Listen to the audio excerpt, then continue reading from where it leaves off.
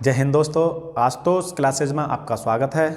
मैं सुनील बघेल आशा करता हूँ आप और आपका परिवार इस कोरोना महामारी में स्वस्थ होंगे। तो आइए दोस्तों, आज मैं आपको संविधान के एक टॉपिक के बारे में पढ़ाऊँगा। उस टॉपिक का नाम है संविधान सभा। तो देखिए, आज हम संविधान सभा के बारे में पढ़ेंगे। तो आपको एक जानकारी के तौर पर बता देता हूँ, ये जो हमारी संविधान सभा है वो हमें हस्तांतरित होकर के मिली थी। इसका हमने क्रमिक विकास किया था। देखिए, जब हमारे ऊपर अंग्रेज शासन कर रहे थे तो हमें कतई अच्छा नहीं लगता था कि हम किसी के शासनकाल में जिएं। तो हमारे जो राजनीतिक लोग थे उस समय के तत्कालीन 1946, 1945, 1942, 1925 या इससे भी पहले के लोग थे, वो ये चाहते थे कि हमारी जो जनता है, हम खुद हैं, हम अपने बनाए हुए संविधान के अनुसार जीवन यापन करें, अपना शासन हम खुद चलाएं। तो देखिए दोस्तों, आज मैं आपको संविधान सभा के बारे में पढ़ाऊंगा। तो सबसे पहले मैं आपको एक जानकारी देना चाहता हूं कि यह जो संविधान सभा है किसी एक दिन में बनकर के तैयार नहीं हुई। इसका भी एक क्रमिक विकास रहा था, इसका भी एक इतिहास रहा है। तो इसका इतिहास क्या रहा है दोस्तों? तो देखिए, सबसे पहले हमने ये जान लेते हैं कि कोई भी अगर देश हमारे भारत पर शासन कर रहा है तो वो ये देश नहीं चाहता है कि हम किसी देश को छोड़ें। तो ऐसे ही अंग्रेज यानी कि ब्रिटेन हमारे भारत देश को छोड़ना नहीं चाहता था, लेकिन कुछ परिस्थितियां ऐसी रहीं, कुछ हमारे प्रयास ऐसे रहे, कुछ हमारा दबाव ऐसा रहा कि उनको मजबूर होना पड़ा हमें स्वतंत्र करने के लिए। कुछ उस समय प्रथम युद्ध, द्वितीय विश्व युद्ध का ऐसा परिदृश्य रहा था कि वो हमें छोड़ने के लिए तैयार हो गए। तो दोस्तों, मैं आपको बता देता हूं कि सबसे पहले हमारे संविधान निर्माण के लिए कुछ प्रयास किए गए। तो सबसे पहला जो प्रयास किया गया वो 1895 में किया गया था। सबसे पहले जो प्रयास किया गया था, कब किया गया था दोस्तों? 1895 में। तो इस 1895 का प्रयास किसके द्वारा किया गया? तो इसका जो प्रयास किया गया था दोस्तों, बाल गंगाधर तिलक। किसने किया? बाल गंगाधर तिलक ने। किसके माध्यम से किया दोस्तों? तो वह एक विधेयक लेके आए थे। उस विधेयक का नाम दिया गया था, उन्होंने दिया स्वराज विधेयक। इस विधेयक के माध्यम से बाल गंगाधर तिलक ने अंग्रेजों से भारतीय संविधान के निर्माण की मांग की गई।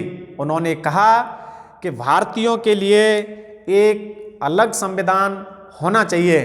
तो दोस्तों, इसके बारे में आपको बता देना चाहता हूं मैं, इसकी भी अपना एक महत्व है। देखिए, 1895 में आपको ये दिखाई दे रहा है। तो इसके दो प्रश्न बनते हैं। पहला प्रश्न क्या बनता है? तो दोस्तों, इसका जो पहला प्रश्न यह बनता है, सीधा सा सिंपल सा है, आपको देख करके ही पता लग रहा है कि भारतीय संविधान के निर्माण के लिए सर्वप्रथम किसने प्रयास किया?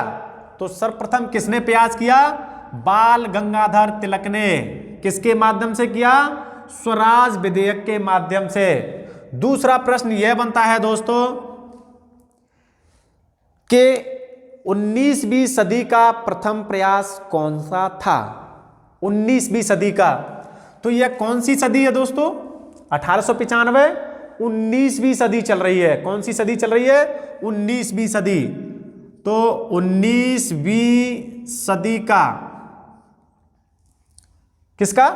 19वीं सदी का प्रथम प्रयास कौन सा है? तो कौन सा होगा? 1895 में स्वराज विधेयक किसके द्वारा लाया गया दोस्तों? बाल गंगाधर तिलक के द्वारा। अब देखिए आगे का प्रयास 1922 में किया गया। आगे का प्रयास कब किया गया दोस्तों? 1922 में। किसने कहा? महात्मा गांधी जी ने। किसने? महात्मा गांधी जी। इन्होंने कहा कि भारतीयों का संविधान भारतीयों की इच्छा के अनुसार निर्मित होना चाहिए। भारतीय संविधान का निर्माण भारतीयों की इच्छा के अनुसार किया जाना चाहिए। तो महात्मा गांधी ने कहा, कब कहा दोस्तों? 1922 में। और यह किस में कहा था? उस समय एक पत्रिका छपती थी, उस पत्रिका का नाम था हरिजन पत्रिका। कौन सी पत्रिका थी दोस्तों? हरिजन पत्रिका। यह महात्मा गांधी ने हरिजन पत्रिका में एक लेख छापा दोस्तों। उस लेख में कहा गया कि महात्मा गांधी ने उस लेख में कहा कि भारतीयों के लिए संविधान का निर्माण भारतीयों की इच्छा के अनुसार किया जाएगा। अब इसके बारे में दोस्तों आपको एक और बता देना चाहता हूं, इसमें भी प्रश्न उठते हैं कि 1922 में महात्मा गांधी ने जो प्रयास किया था वो कहां छपा था? तो वो कहां छपा था दोस्तों? हरिजन पत्रिका में छपा था। एक और प्रश्न इससे बनता है, 20वीं सदी का प्रथम प्रयास कौन सा है? संविधान निर्माण के लिए 20वीं सदी का प्रथम प्रयास कौन सा है? तो कौन सा है दोस्तों 20वीं सदी का प्रथम प्रयास? महात्मा गांधी द्वारा किया गया 1922 का प्रयास। आगे देखिए कौन सा प्रयास चलता है? 1924 में। 1924 में एक व्यक्ति आते हैं मोतीलाल नेहरू। 1924 में एक व्यक्ति होते हैं मोतीलाल नेहरू। 1924 में कौन होते हैं दोस्तों? मोतीलाल नेहरू, ML नेहरू।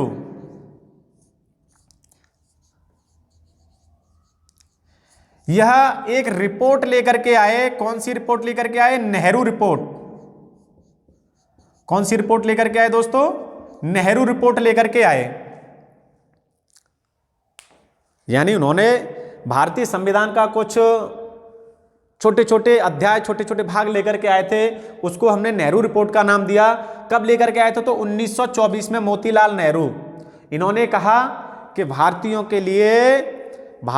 के लिए संविधान का निर्माण भारतीयों के द्वारा किया जाना चाहिए। यह था 1924 में मोतीलाल नेहरू द्वारा किया गया प्रयास। आगे देखिए 1924 में मोतीलाल नेहरू के द्वारा 1924 में मोतीलाल नेहरू के द्वारा एक पार्टी थी। उस पार्टी का नाम क्या था दोस्तों? स्वराज पार्टी। कौन सी पार्टी थी?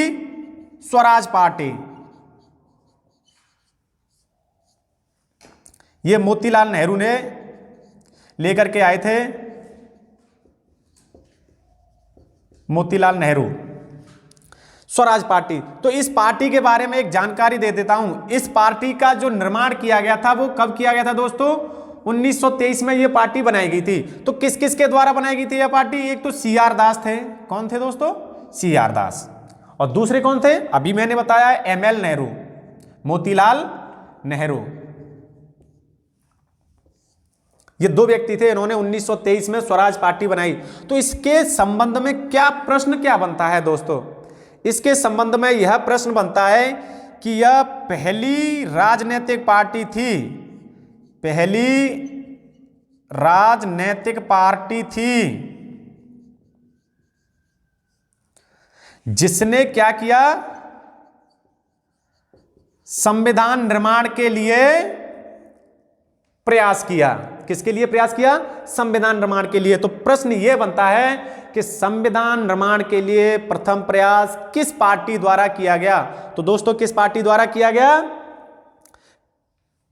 स्वराज पार्टी द्वारा। यह किसके द्वारा बनाई गई थी? CR दास यानी कि चित्तरंजन दास और मोतीलाल नेहरू के द्वारा यह पार्टी बनाई गई थी।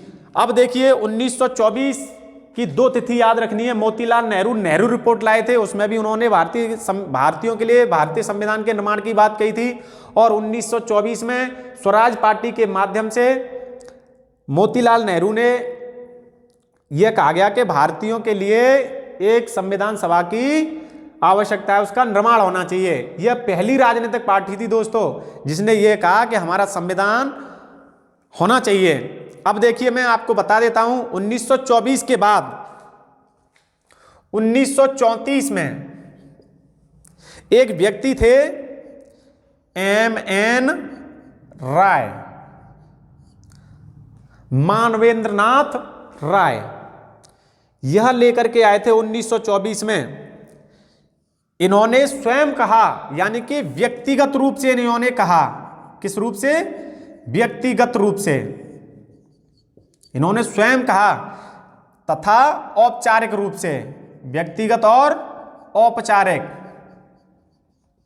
प्रश्न यही बनता है दोस्तों M.N. राय के बारे में कि भारतीय संविधान के लिए किया गया प्रथम प्रयास, यानी कि भारतीय संविधान के लिए व्यक्तिगत किया गया प्रथम प्रयास कौन सा है? तो प्रथम प्रयास कौन सा है? 1934 में M.N. राय द्वारा किया गया प्रथम प्रयास है। अब दोस्तों देखिए मैं आपको बता देता हूं 1935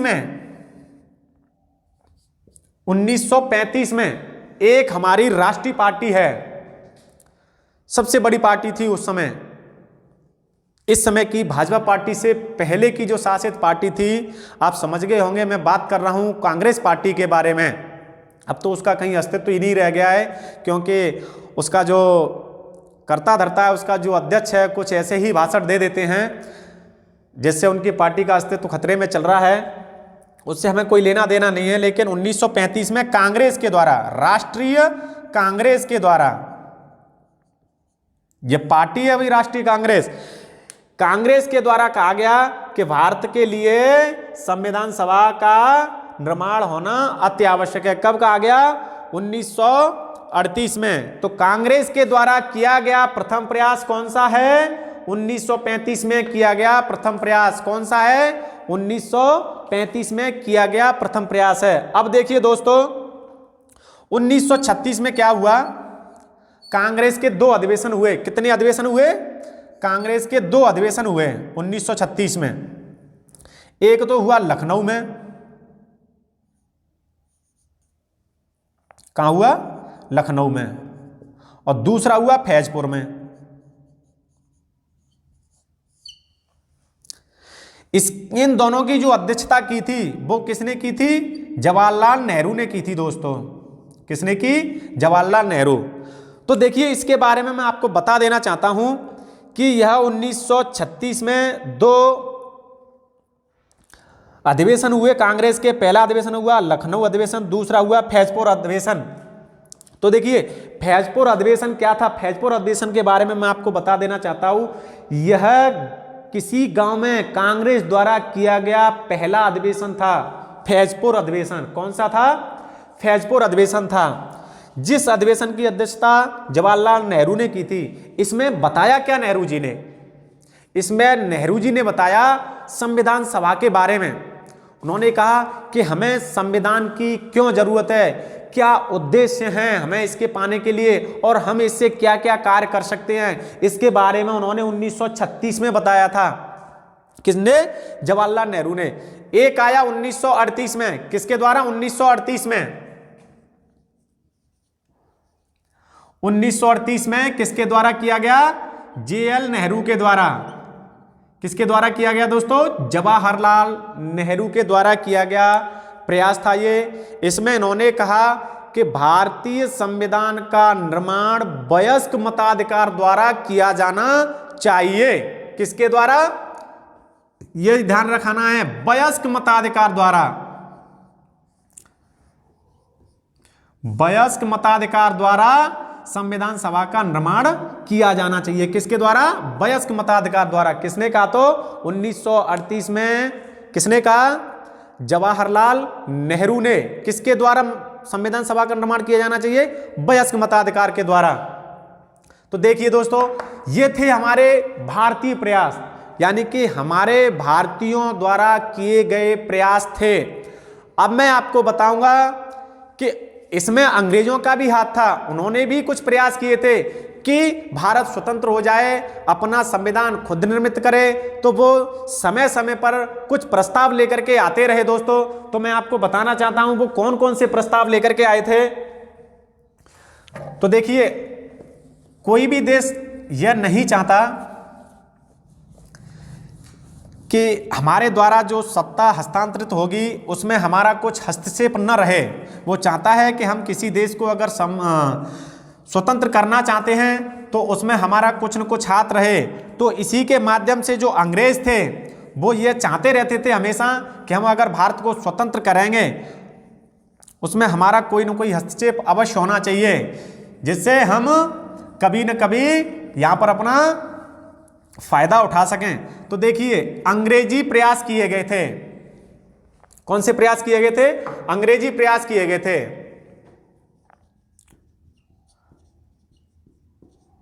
अंग्रेजों द्वारा प्रयास। तो अंग्रेजों द्वारा प्रयास किए गए। तो देखिए, अंग्रेजों ने सबसे पहले कब स्वीकारा कि भारतीयों के लिए संविधान का निर्माण होना चाहिए? तो सबसे पहले दोस्तों आपको बता देता हूं कि 1940 में, किसमें?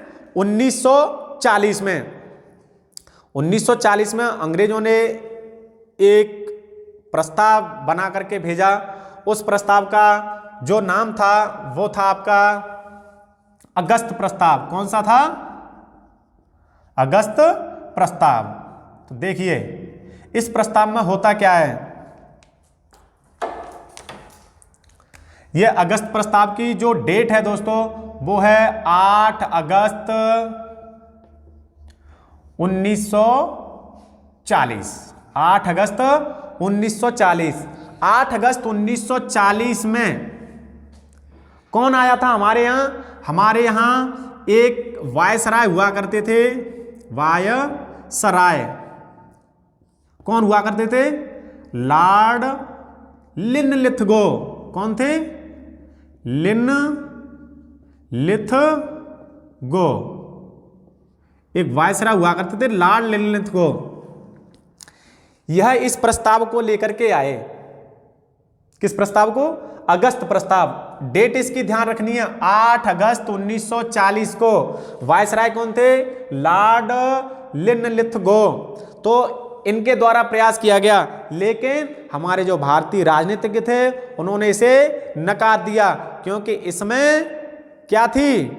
इनकी मंशा गलत थी। ये चाहते थे कि हमारा भी कुछ हस्तक्षेप रहे, इसलिए हमारे भारतीय राजनेताओं ने इस प्रस्ताव को नकार दिया। जो दूसरा प्रस्ताव था दोस्तों, वह प्रस्ताव था क्रिप्स मिशन आया। कौन आया? Cripps mission. क्रिप्स मिशन के बारे में कभी आपको एक स्पेशल वीडियो बना देंगे। क्रिप्स मिशन की जो डेट है दोस्तों वो है 22 मार्च 1942 में। कब दोस्तों? क्रिप्स मिशन की जो डेट है वो है 22 मार्च 1942 में। इसका जो अध्यक्ष था वो कौन थे? इनके नाम से ही पता चलता है, सर स्टैफर्ड क्रिप्स। तो देखिए, 1942 में क्या चल रहा था? द्वितीय विश्व युद्ध चल रहा था दोस्तों। तो द्वितीय विश्व युद्ध में ब्रिटेन की हालत बहुत ही खराब थी। उन्हें अपना देश चलाने के लिए लेने देने पड़ रहे थे, तो भारत का शासन किस प्रकार चलाते, इसलिए उन्होंने सोचा कि हम भारत को स्वतंत्र कर देते हैं, उसको सत्ता हस्तांतरित कर देते हैं। तो उन्होंने एक व्यक्ति भेजे, सर स्टैफर्ड क्रिप्स। कौन भेजे? Sir Stafford Cripps. इन्होंने कहा कि जब द्वितीय विश्व युद्ध चल रहा तो इंग्लैंड को क्या थी? जरूरत थी सैनिकों की, यानी कि सहायता की जरूरत थी। तो ये क्रिप्स साहब ने कहा हमारे राजनीतिज्ञों ने कि देखिए, हम आपको बिल्कुल स्वतंत्र कर देंगे, हम आपका संविधान बनाने में आपकी सहायता करेंगे, लेकिन जब तक आप युद्ध चल रहा है तब तक आप हमें सैनिक सहायता देते रहिए। तो देखिए, कब कहा? 1942 में, जब द्वितीय विश्व युद्ध चल रहा। मंशा गलत थी। क्या मंशा थी?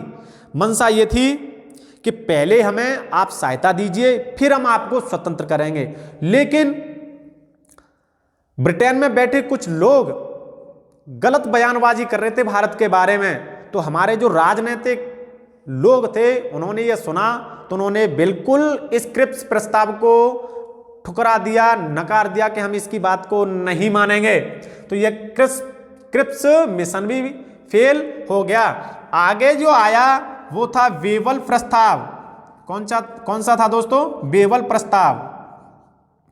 वेवल प्रस्ताव कब आता है दोस्तों? वेवल प्रस्ताव आता है 24 जून को। कब आता है? 24 जून 1945 को। इस समय द्वितीय विश्व युद्ध समाप्ति की ओर था। लॉर्ड वेवल लेकर के आते हैं। कौन लेकर के आते हैं? लॉर्ड वेवल साहब। वो कहते हैं कि भैया भारतीय, आप स्वतंत्र हो जाइए हमसे, हम आपको सत्ता हस्तांतरित करने के लिए तैयार हैं। उन्होंने कहा ठीक है। इन्होंने भी कई सारे प्रस्ताव रखे हमारे सामने, हमारे राजनीतिक लोगों के सामने, लेकिन हमने क्या कहा कि इनकी मंशा गलत है, अतः हम इस प्रस्ताव को भी नहीं मानते हैं। तो दोस्तों उन्होंने 24 जून 1945 वाला भी वेवल का प्रस्ताव ठुकरा दिया। अब जब द्वितीय विश्व युद्ध समाप्त हो जाता है और मित्र राष्ट्र इसको जीत जाते हैं, तो वहां पर अंग्रेजों की जो सत्ता होती है बहुत ही खराब स्थिति में होती है और वो चाहते हैं कि जब हमसे अपना देश नहीं संभाले जा रहा है तो हम भारत कैसे संभाल पाएंगे, तो हमें भारत की स्वाधीनता उसे सौंप देनी चाहिए। तो दोस्तों उस समय ब्रिटेन में जो शासन था, एक और आपको इस थोड़े से ब्रिटेन के इतिहास से आपको जोड़ना चाहता हूं कि देखिए इतने जो सारे प्रयास किए गए थे ब्रिटेन के द्वारा, या एक प्रधानमंत्री थे वहां के विंस्टन चर्चिल, उनके द्वारा किए गए थे। विंस्टन चर्चिल कतई नहीं चाहते थे, विंस्टन चर्चिल कतई नहीं चाहते थे कि भारतीय स्वतंत्र हो जाए, हमें अपना गुलाम बनाए रखना जरूरी था उनके मत में। तो दोस्तों एक उस समय इंग्लैंड में चुनाव हुए थे विंस्टन चर्चिल के बीच, और एक और प्रधानमंत्री की रेस में जो थे वो थे CR एटली। कौन थे? CR एटली, क्लीमेंट रिचर्ड एटली थे। इन दोनों के बीच प्रतिद्वंद्विता चल रही। तो देखिए दोस्तों उस समय चुनाव में भी जैसे हमारे यहाँ अनाप शनाप बक देते हैं, नेता पता नहीं क्या कह देते हैं, कौन कौन से वादे कर देते हैं, किसके बारे में क्या गलत और उल्टा सीधा बोल देते हैं, ऐसे ही प्रधानमंत्री विंस्टन चर्चिल ने एक भाषण दे दिया कि जब तक मैं प्रधानमंत्री हूं, भारत रूपी कोहिनूर रानी के ताज में से नहीं निकलने दूंगा। यानी कि सीधा सीधा जो था मकसद उनका यह था कि भारत गुलाम बना रहेगा। वहां की जनता को यह कतई अच्छा नहीं लगा, क्योंकि द्वितीय विश्व युद्ध था, समाप्त करके आए थे, वहां की जनता त्रस्त थी। यानी कि कहने का मतलब है जनता चाहती थी कि हम पे तो ध्यान दिया जाए, भले ही कुछ हो। तो उन्होंने अपने प्रधानमंत्री को ही बदल दिया। उन्होंने किसको मत दे दिया? किसको मत दे दिया लोगों दोस्तों? CR एटली को। एडली या एटली एक ही बात है। CR एटली प्रधानमंत्री बन गए। कौन बन गए? PM बन गए। कहां के? इंग्लैंड के। प्रधानमंत्री कौन बन गए? CR एटली। ये कौन सी पार्टी से थे? तो ये लेबर पार्टी से थे। कौन सी पार्टी से थे? लेबर पार्टी से। और लेबर पार्टी मजदूरों की हमेशा हितैषी रही है, तो जीत गए। इस लेबर पार्टी के प्रधानमंत्री CR एटली, क्लीमेंट रिचर्ड एटली के द्वारा एक मिशन बनाया गया, एक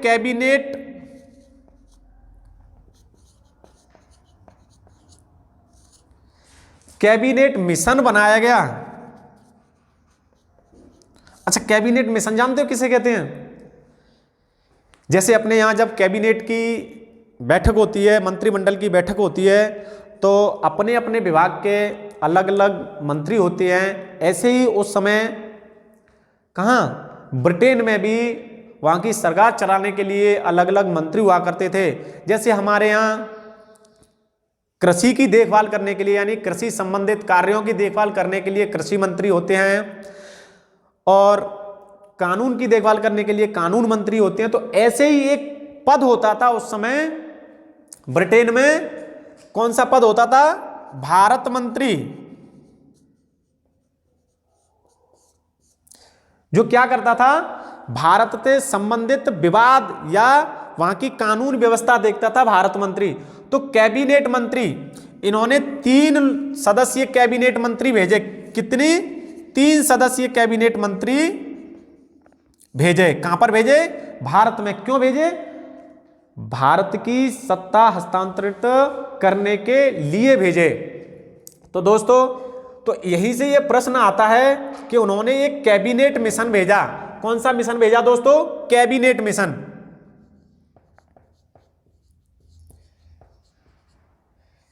कैबिनेट मिशन। तो देखिए, कैबिनेट मिशन कब भेजा था दोस्तों? तो कैबिनेट जो मिशन भेजा था, उन्होंने भेजा था 24 मार्च 1946 को। वहां के जो प्रधानमंत्री थे लेबर पार्टी के CR एटली, क्लीमेंट रिचर्ड एटली, उन्होंने एक कैबिनेट मिशन भेजा 24 मार्च 1946 को। यह मिशन कहां पर आया? दिल्ली आया, और इसने सत्ता हस्तांतरित करने के प्रयास किए। हमारे राजनीतिक दलों से, हमारे राजनीतिक लोगों से, हमारी राजनीतिक पार्टियों से इन्होंने बात की कि भाई हम आपको सत्ता हस्तांतरित करना चाहते हैं, आपको स्वतंत्र करना चाहते हैं। तो आप देखिए, आप अपना संविधान का निर्माण किस तरह करेंगे, ये सब हमें बताइए। तो इसमें देखिए, कैबिनेट मिशन में 3 सदस्य थे। मैंने बताया कैबिनेट मिशन में कितने सदस्य थे? 3 सदस्य थे। 1 सदस्य, 2 सदस्य, 3 सदस्य। पहला सदस्य जो था वो कौन था? Pethick Lawrence. पैथिक लॉरेंस, ये कौन थे? अध्यक्ष थे। उस समय ब्रिटेन की सरकार में इनका पद क्या था? पद इनका था भारत मंत्री। तो दोस्तों, आपको प्रश्न इस तरीके से पूछ लेगा कि कैबिनेट मिशन 24 मार्च 1946 को जो भारत भेजी गई थी, उसका अध्यक्ष कौन था? तो कौन था अध्यक्ष? पैथिक लॉरेंस अध्यक्ष था। यह किस पद पर आसीन थे? तो यह भारत मंत्री पर आसीन थे। 2 सदस्य थे। एक थे AB अलेक्जेंडर,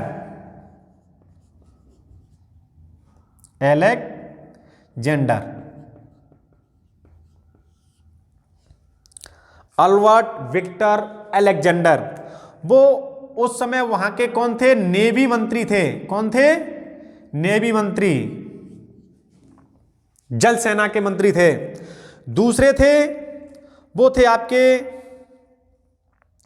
क्रिप्स साहब थे। कौन थे? क्रिप्स साहब थे, सर स्टेफर्ड क्रिप्स। जो क्रिप्स था साहब थे, वो उस समय कौन थे? व्यापार मंत्री थे। कौन से थे? व्यापार मंत्री थे। तो दोस्तों, कैबिनेट मिशन 3 सदस्यीय मिशन था। पहला जो उनका व्यक्ति थे पैथिक लॉरेंस थे, अध्यक्ष के रूप में आए थे, ये भारत मंत्री पद था इनका। दूसरे AB अलेक्जेंडर यानी कि अल्बर्ट विक्टर अलेक्जेंडर थे। दूसरे थे क्रिप्स, सर स्टेफर्ड क्रिप्स थे। उस समय वो भारत मंत्री थे। इन्होंने पूरे भारत में जा करके इन्होंने क्या किया कि पूरे भारत में जाकर के लोगों से मिले, राजनीतिक पार्टियों से मिले, राजनीतिक दलों से मिले, सामान्य लोगों से मिले, और वहाँ की स्थिति के बारे में पता किया। राजनीतिक दलों से मिलकर के इन्होंने बैठ कर के बात की कि भारतीय संविधान का निर्माण किस प्रकार किया जाना चाहिए, इसके लिए क्या क्या बातें आवश्यक हैं। तो दोस्तों, मैं आपको कैबिनेट मिशन के द्वारा हमें सत्ता स्थानांतरित करने के लिए जो प्रयास किया गया था वो सफल प्रयास था और इन्होंने बहुत ही अच्छी व्यवस्था की थी। ये चाहते थे कि हमारे द्वारा जो सत्ता छोड़ी जाएगी, जिस देश के लोग जनता पर शासन करेंगे वह अच्छे होने चाहिए, परिपक्व होने चाहिए और उसमें सभी राजनीतिक दलों का हस्तक्षेप होना चाहिए। जितने राजनीतिक दल ज़्यादा होंगे हमारी जो सत्ता है, यानी कि जो सत्ता चलेगी, शासन जो चलाया जाएगा वो व्यवस्थित रूप से चलाया जाएगा। तो दोस्तों देखिए, उस समय कैबिनेट मिशन ने कहा कि ठीक है, जो भी संविधान सभा का निर्माण होगा वो एक मताधिकार द्वारा किया जाएगा, यानी कि वोट पड़ेंगे, चुनाव होगा। तो उस समय उन्होंने चुनाव जो करवाए थे वो कब करवाए थे? जुलाई अगस्त 1940 को चुनाव होने थे। क्या होने थे? जुलाई अगस्त 1940 को चुनाव होने थे। तो उन्होंने एक डेट निर्धारित की 16 मई को। कब? 16 मई 1940 को इन्होंने भारतीय जनसंख्या की गणना की। तो भारतीय जनसंख्या की जो गणना की, उस समय भारतीय जनसंख्या कितनी थी? 36 करोड़ थी। इस हिसाब से उन्होंने हमारे सदस्यों की संख्या निर्धारित की। किसकी संख्या निर्धारित की? सदस्यों की संख्या, कि संविधान में कितने सदस्य होने चाहिए। तो 36 करोड़ थे।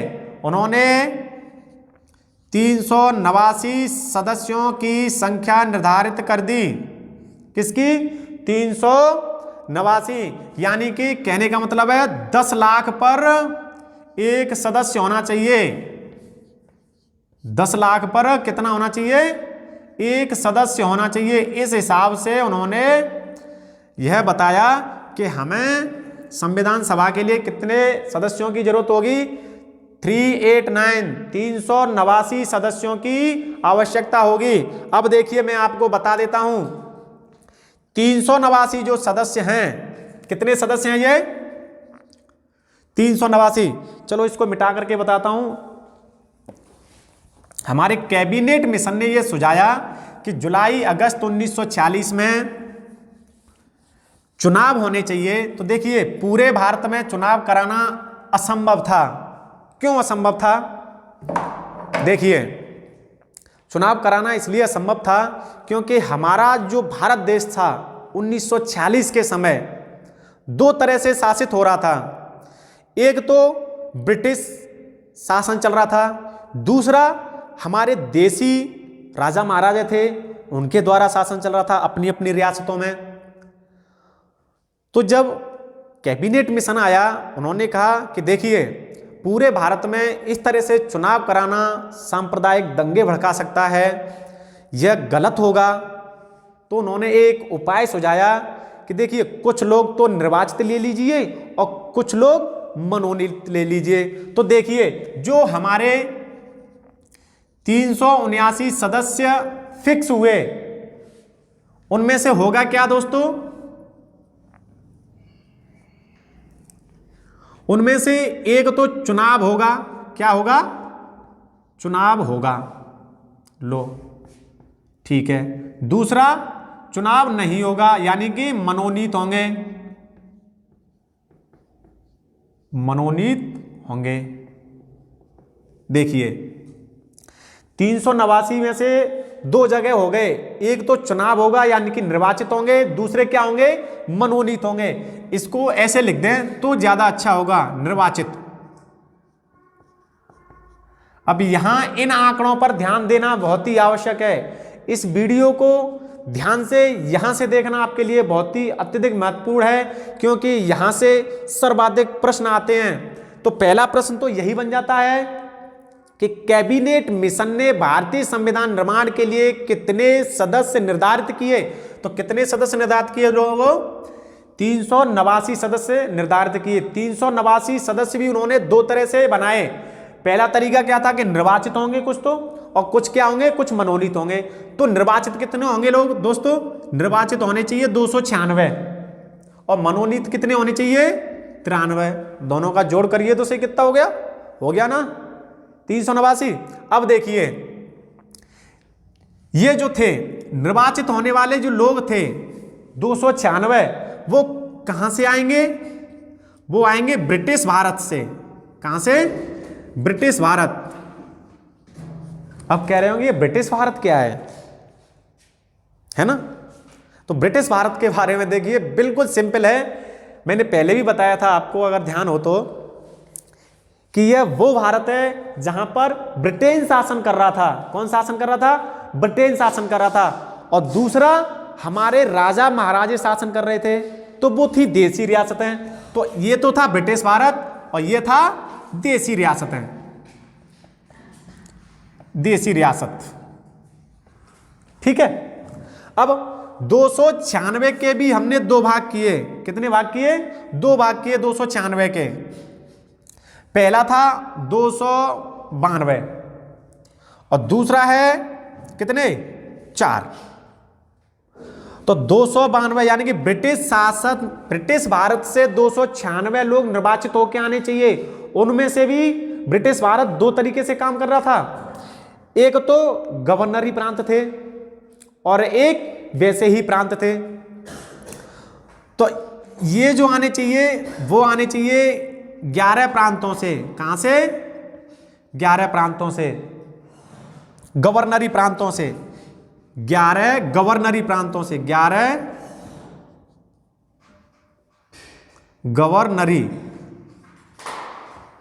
गवर्नरी प्रांतों से आने चाहिए। और जो 4 हैं वो 4 आने चाहिए चीफ कमिश्नरी क्षेत्र, चीफ कमिश्नरी क्षेत्र से आने चाहिए 4 लोग। 11 गवर्नरी प्रांत थे, यानी कि 11 प्रांतों में कौन शासन का, किसका शासन था, गवर्नरों का। और 4 पर चीफ कमिश्नरी क्षेत्र थे, चीफ कमिश्नर हुआ करते थे वहां पर, तो वहां से 4 लोग आने चाहिए। अब देखिए तो हमारा जो चुनाव है वो कितने पर होगा, 296 पर। कितने पर होना चाहिए, 296 पर चुनाव होना चाहिए। अब देखिए जैसे आज की व्यवस्था है ना, 296 चुनाव किस प्रकार होने चाहिए। अभी उत्तर प्रदेश का या मान लीजिए कि पश्चिम बंगाल का, केरल का, असम का, पांडिचेरी का, इनका चुनाव होकर के गया है। आजकल चुनाव में यह प्रक्रिया होती है कि यहाँ पर कुछ लोगों के लिए निर्धारित कोटा होना चाहिए। तो ऐसे ही उस समय जो कैबिनेट मिशन आया दोस्तों, उसने सोचा कि अगर हम चुनाव ऐसे ही साधारण तरीके से करा देते हैं तो वहाँ पर सांप्रदायिक दंगे भड़कने की संभावना रहेगी। इसलिए उन्होंने सोचा कि देखिए एक तरफ तो सामान्य लोग रहेंगे, यानी कि हिंदू, सिख, ईसाई जो भी हैं वो रहेंगे, एक तरफ मुस्लिम लोग रहेंगे, तो उनके लिए कोटा अलग होना चाहिए। तो 296 को उन्होंने क्या कहा, 296 को उन्होंने 3 तरीके से बांट दिया। कितने तरीके से, 3 तरीके से बांट दिया कि 213 सीट किसके लिए होनी चाहिए, सामान्य के लिए होनी चाहिए। कितनी सीट, 213 सीट सामान्य के लिए होनी चाहिए। और 79 सीट, 79 सीट किसके लिए होनी चाहिए, मुस्लिमों के लिए होनी चाहिए।